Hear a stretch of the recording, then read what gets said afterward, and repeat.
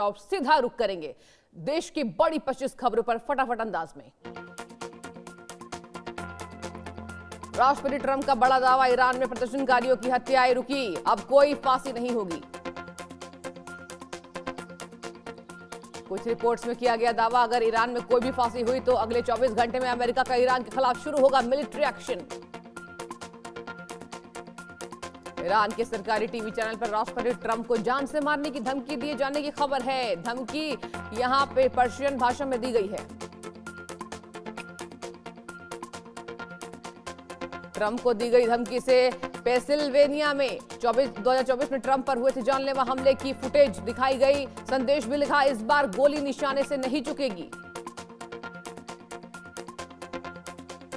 और ईरान में रह रहे भारतीयों को लेकर केंद्र सरकार ने जारी की एडवाइजरी, जल्द से जल्द वहां से निकले तमाम भारतीय। ईरान में अभी 10,000 से ज्यादा भारतीय मौजूद। स्पेन, इटली और पोलैंड समेत यूरोप की अन्य सरकारों ने भी अपने नागरिकों को ईरान छोड़ने की सलाह दी। और ईरान के न्यायपालिका प्रमुख गुलाम हुसैन ने सरकार को दी चेतावनी, कहा कि रायत में लिए गए 18,000 से ज्यादा लोगों को जल्द से जल्द सजा देनी होगी। उत्तर भारत में शीतलहर का कहर, आज सुबह शहरों में कोहरे के साथ छाई धुंध, 20 जनवरी तक शीतलहर की संभावना। और दिल्ली एनसीआर में भीषण ठंड जारी, शीतलहर के कारण लोगों को अलाव का सहारा, अगले कुछ दिनों तक बना रहेगा घना कोहरा।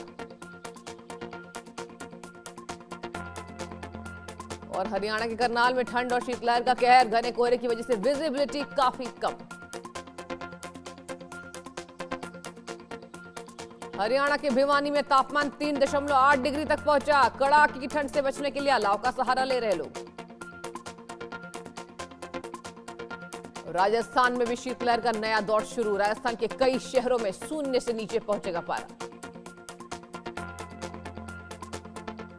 और बिहार और उत्तर प्रदेश के कई इलाकों में अगले 3 दिनों तक घने कोहरे का ऑरेंज अलर्ट, घने से घने कोहरा छाया हो सकता है, लोगों को कर सकता है परेशान।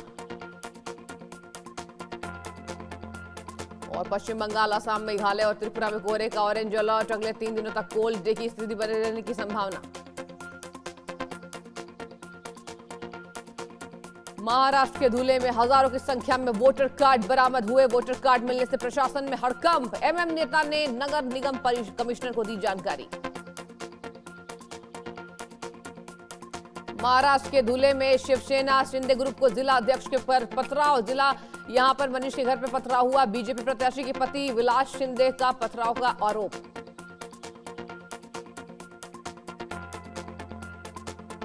हरियाणा के नूह में हिंसक झड़प, नूह के महेश चोपड़ा गांव में 2 पक्षों में पथराव में बड़े लोग घायल, बच्चों में विवाद को लेकर हुआ था पथराव।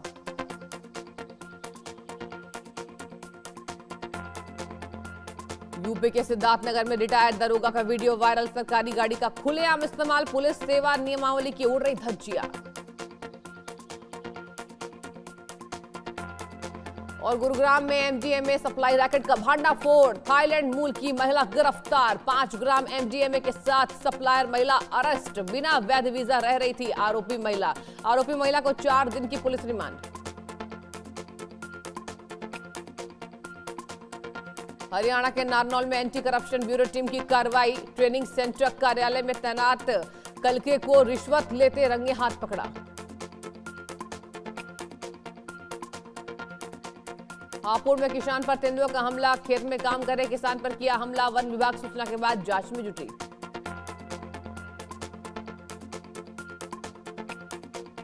हरियाणा में ओवरफ्लो होने से चरखी दादरी में नहर टूटी, खेतों में पहुंचा पानी, डूबी गेहूं और सरसों की फसल।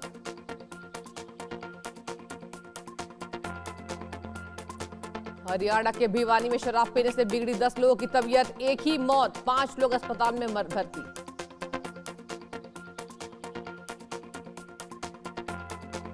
और हरियाणा के फरीदाबाद में गंदे पानी की सप्लाई से लोग परेशान, जवाहर कॉलोनी वार्ड 9 का मामला, निगम पर लापरवाही का आरोप। और हरियाणा के नूह में नाबालिग से दुष्कर्म के प्रयास में सजा, कोर्ट ने 10 साल की सजा सुनाई, 25,000 जुर्माना लगा।